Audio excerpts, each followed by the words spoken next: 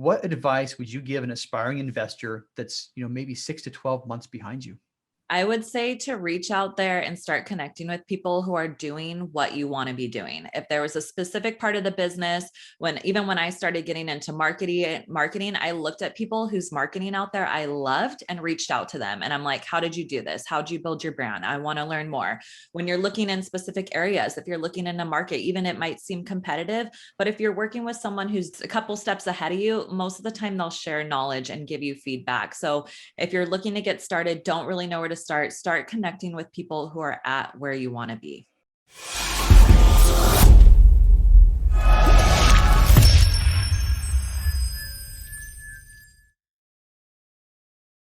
Welcome to the Diary of an Apartment Investor podcast. I'm your host, Brian Briscoe with Four Oaks Capital, and I'm super excited for today's show. It's one of our new series, the first deal series episodes. And we have Savannah Arroyo, who recently closed on a 12-unit apartment complex in North Bend, Oregon.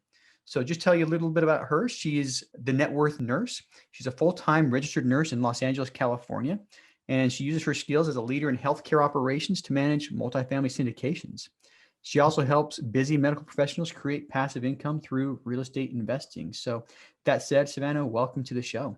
Hi, thank you. I'm super stoked to be here. Yeah, this is fun. I really appreciate your time, and I'm excited to talk about your story here. Let's do this. Let's talk about you for a second. Let's talk about your background and history and basically bring us up to how you made the decision to get into multifamily. Yes. So I grew up in Northern California. I went to college, Sacramento State University. I got my nursing degree. I worked in a couple different nursing specialties, went back to school and got my master's degree in nursing leadership and administration. And then I moved down to Los Angeles. Right now I oversee a multiple departments in a hospital down here in LA.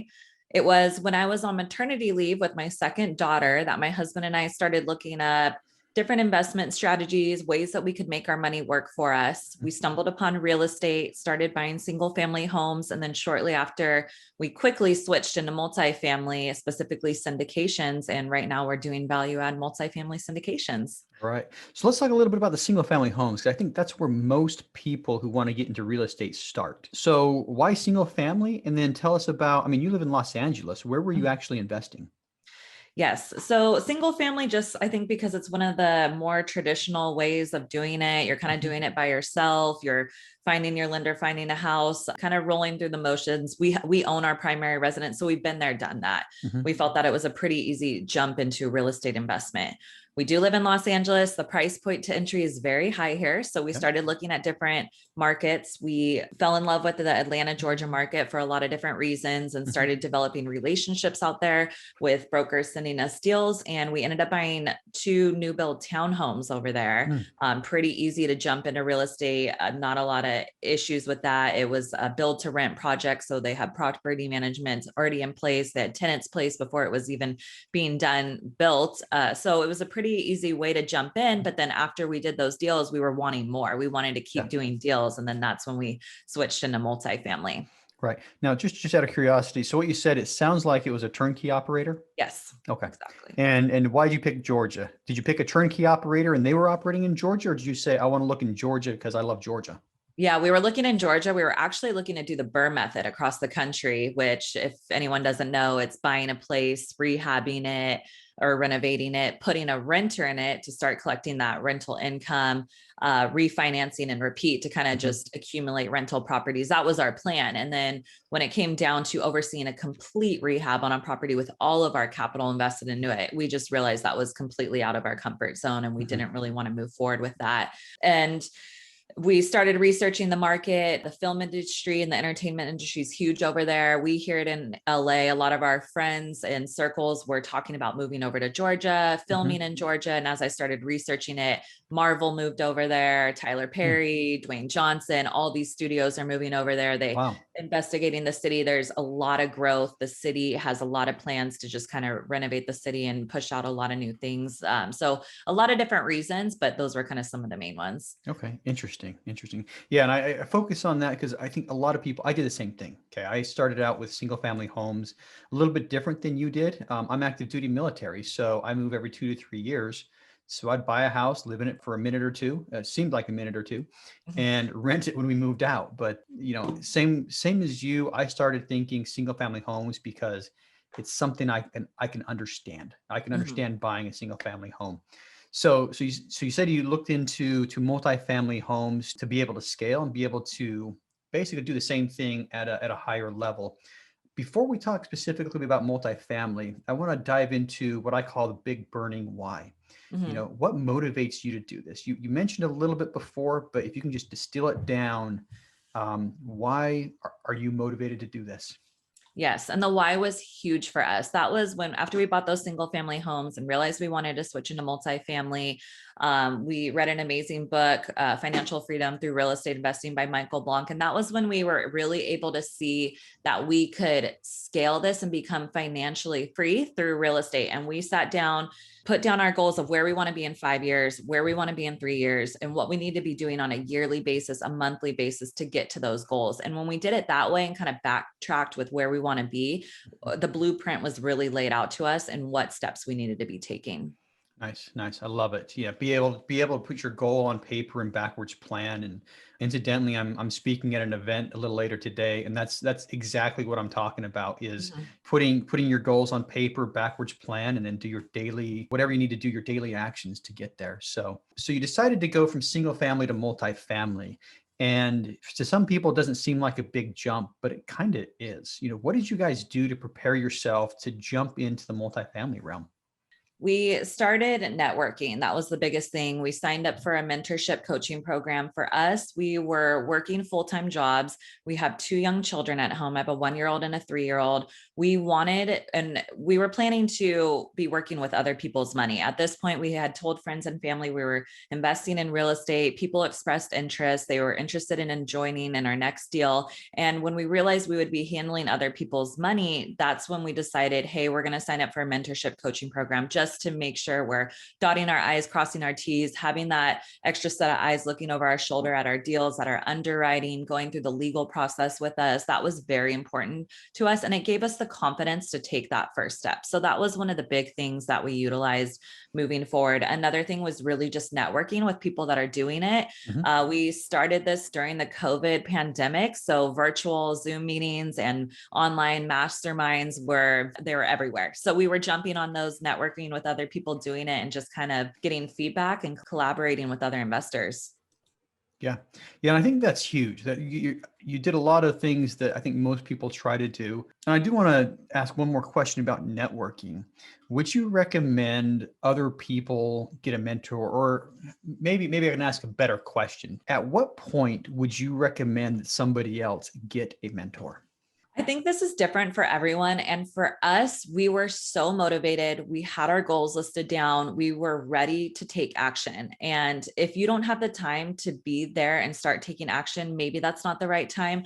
But another thing that I learned, even after joining the mentorship program and diving into the community of multifamily investors, is there are so many people out there that are willing to provide their assistance, their feedback, their kind of support as you're working through their deals. I mean, I'm definitely one of them. When people reach out to me and they're kind of asking how I did it or what tips I have, I'm more than happy to set up calls with people. I love giving back. And there's so many people in the community, entrepreneurship mindset, and just really wanting to give back. So if you're wanting that, just maybe not as extensively as a coaching program, because they are expensive and they are a big time constraint, really, because you want to be invested in it. So if you're wanting to kind of just take maybe baby steps into it, I would dive into the networking group and kind of rub shoulders with people who are already doing it.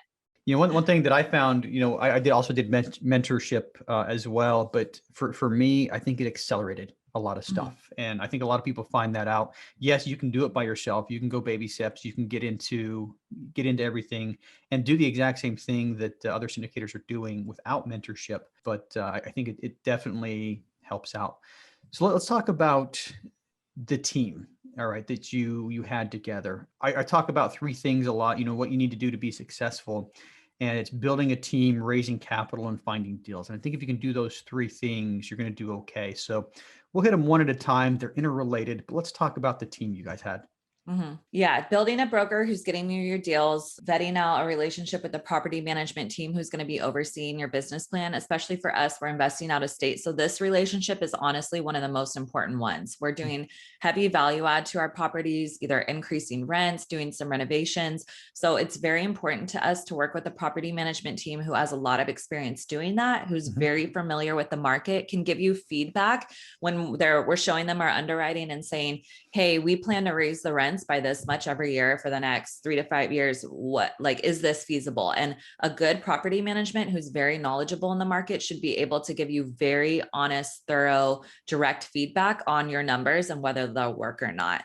And just really having that knowledge in the market, because we're investing out of state, the boots on the ground, that relationship's so important. And so how we do that is, and even all the relationships on our team, we look up a few different people, maybe a handful of people. We have our standard interview questions that we ask them, things that we need to take into consideration for our specific deals.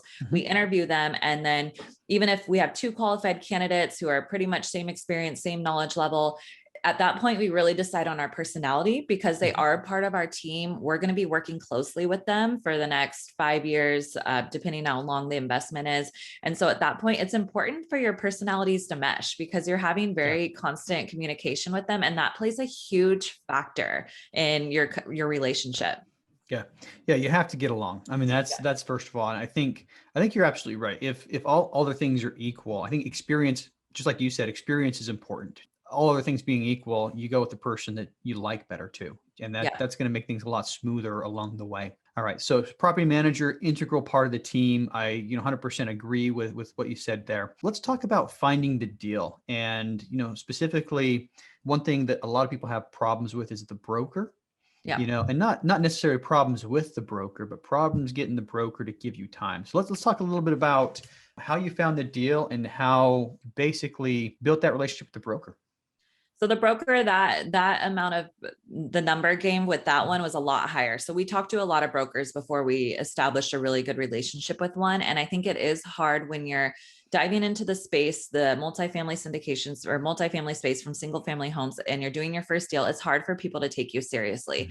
So we did our homework and we got very specific on the deals that we were looking at. So for each specific market, we were looking at a different unit set, price point, price per unit, a different kind of strategy depending on the market or sub-market. And we made sure that we were very knowledgeable on the market. We've never been to Georgia, but I could tell you all the sub-cities over there, which ones are good, which ones are experiencing turnover. And that's because I was diving into looking at the prices on Zillow, walking the streets on Google Streets, and just knowing the market. So that's huge, knowing the market if you're investing out of state, and then getting specific on your unit mix.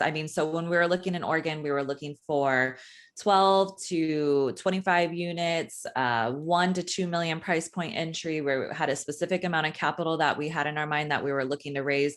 And then, so we were very specific on our strategy, and maybe it took us a little bit longer to find the deal because the broker's not sending us all the deals at this point. But then by the time they sent us a deal that met those criteria, we were able to take action very quickly. And another thing is we gave feedback very quickly to the brokers as well. They're dealing with a lot of different investors, and they're sending out deals, not getting a lot of feedback. So if you can provide feedback within 48 hours on their deal, even if it doesn't fit, and just let them know, hey, I can't make my numbers work with this one. It's a little too high price entry, or the value adds a little bit too much. I'm not looking to do that much. Just some sort of feedback, like 1 to 2 sentences. And then, hey, keep that deal flow coming, or I'm looking forward to the next deal. That goes such a long way. Yeah, I think it's huge. I think that really is, because it shows that, number one, you're actually taking action on what they send out. And established brokers, the list of people that they're sending these deals to, hundreds and sometimes thousands of people. So if you're one of the few that responds every single time, it's the squeaky wheel gets the grease all over again, so, and it really, really helps to establish that relationship. They look at you as a contender instead of a tire kicker, or they begin to look at you as a contender instead of a tire kicker. If you're giving good, solid feedback every time like that, that's exactly what happens. That's the best way, in my opinion, to get in with brokers like that. So good on you. Now, North Bend. All right. So let's talk about North Bend. How far from a major city is that? About an hour. Okay. Hour from Portland, right? Well, no, a few hours from Portland, probably an hour from Roseburg, which is Okay. probably the next biggest city, and then maybe an hour and a half from Eugene. Okay. So why did you choose North Bend, Oregon? My parents live in Oregon. Hmm. When we first started looking at properties, really more out of curiosity than anything, Hmm. we were just looking at different markets. I was looking up Sacramento because that's where I'm from, just looking Hmm. at what deals looked like there. It gives you a better perception of when you're looking in a market, just kind of how things are in different markets and across the country. It's good to Hmm. look at and compare different markets. We were looking up there out of curiosity, found some strong value add deals, just started reaching out to brokers to get some numbers on them so we could do some of the underwriting. And then we started finding good deals and developed a good relationship with a broker. And it was really just kind of an organic thing that happened. Hmm. So you started looking in Oregon. You mentioned your parents living there, Mm-hmm. Yeah. and I think that's smart. I think that's really smart because you have a reason to go up there anyway, and you have a competitive advantage because you have family in the area and you probably know that the market's a little better than I would, for example. I've been to Mm-hmm. Portland. I've been to Oregon once, and I Uh-huh. spent 2 days there. So good. So you picked that area, if I'm not mistaken, because your parents were there. You started Mhm. looking at stuff, and things look good, and you hit pay dirt. Yes. All right. So we talked about building the team. We talked about raising the money, finding the deal. Mm-hmm. Now let's talk about the money. Yes. Yeah. So like I mentioned, we had some friends and family who were interested just because when you start doing real estate, that's kind of all you talk about. And so it Mhm. naturally come up in relation different conversations that we had with people. And it's shocking how much interest people have in real estate Mhm. and they just don't really know a lot about it, just have follow-up questions, especially with the syndications and appealing to passive investors. People don't realize how easy it is to Mhm. invest in something like that, reap the rewards of investing in real estate without doing a lot of the heavy lifting. So Mhm. real estate syndications, working with a lot of other medical professionals, it was this huge opportunity for us to be able to offer that real estate, that investment strategy to people who wouldn't normally know about it or Mhm. do it. And that was a huge opportunity for us. Nice, nice. So I think what you told me earlier, you had to raise what, a quarter of a million, 250,000 for this one? Yes. So Okay. 250,000 raised for this one. Mhm. We had friends and family investing with us, a nurse that I worked with, and we were kind of working through the conversations, learning kind of the same Mhm. way at the same time as them with some of the questions. But that's so important that even when they would have questions for us that we wouldn't necessarily be able to answer right away, we would just keep the communication very open and transparent and say, hey, I don't know, but I'm going to get back to you. If it was like a certain tax question or something like that, it was something that we were just very transparent with all our numbers, with our communication, and that goes a long way in building those relationships. So what would you say was the most frequent question you got from, the friends and family that you were trying to get into to invest with you? Probably when they start getting their mailbox money, when they Mhm. start getting paid. So depending on your strategy and your investment, I mean, if it's a very strong value add deal, they're probably not going to get Mhm. cash for a while, 6 months to a year while you stabilize the asset. So having that conversation on the front end is very important. But if you're Mhm. going over the underwriting and kind of the business plan of the property, it should be very well known that that's kind of just what's going on with the deal. Okay, nice, nice. All right, so let's talk about getting the deal closed. All right, so you found the deal, you raised some money, you had your team in place. Tell us about the process of getting the deal closed, and especially go over hangups that you guys had, because I think every deal that I've seen, there's always something that comes up that's a challenge you have to overcome. Mhm.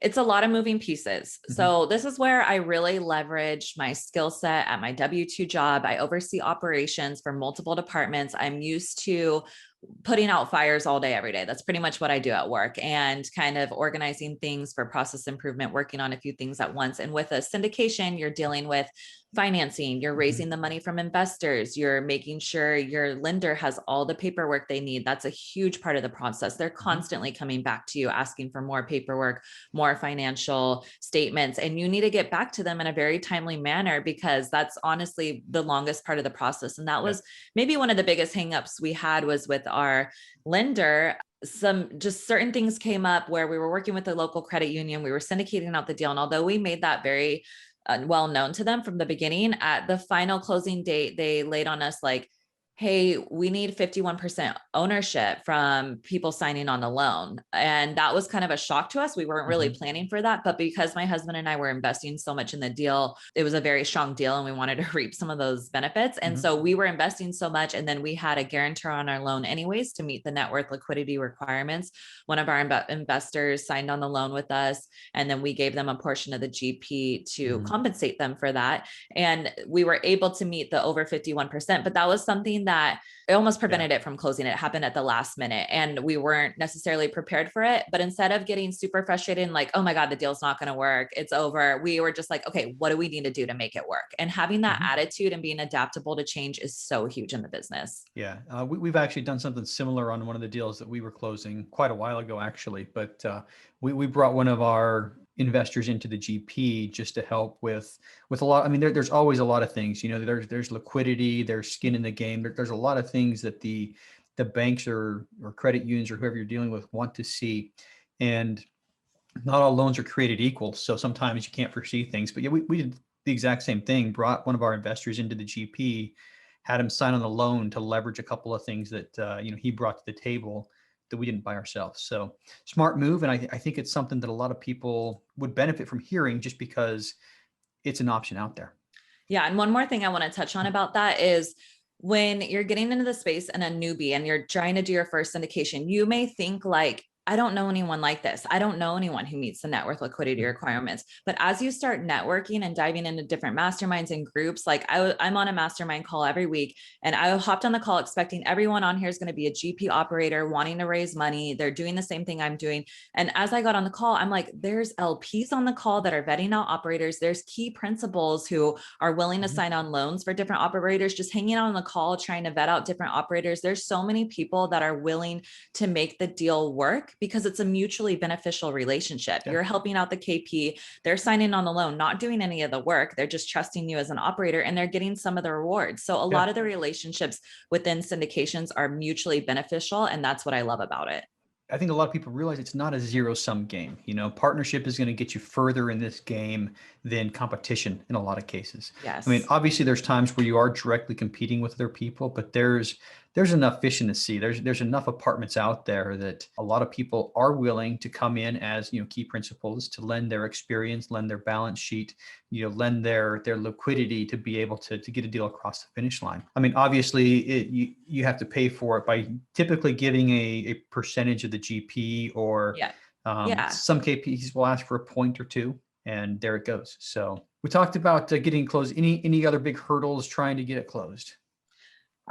Really just, I guess, the time constraint that it took to do that first deal. My husband and I were doing it together. We were learning. We wanted to learn all aspects of the business. So we were really doing every portion of that deal side by side. And now after we've done that deal and we're doing more deals, we've split up different parts of our business, which has been a lot easier to get things done. But it was very important to us to learn every piece of it. We were on every investor call together. We were talking to the lawyer together, and just so we could have a better understanding of it. Yeah, I think that's huge. I think having a good understanding of the process from beginning to end, no matter what role you play in a company, in a syndication, or in a GP, having a good idea of the entire process from beginning to end is something every player needs to have.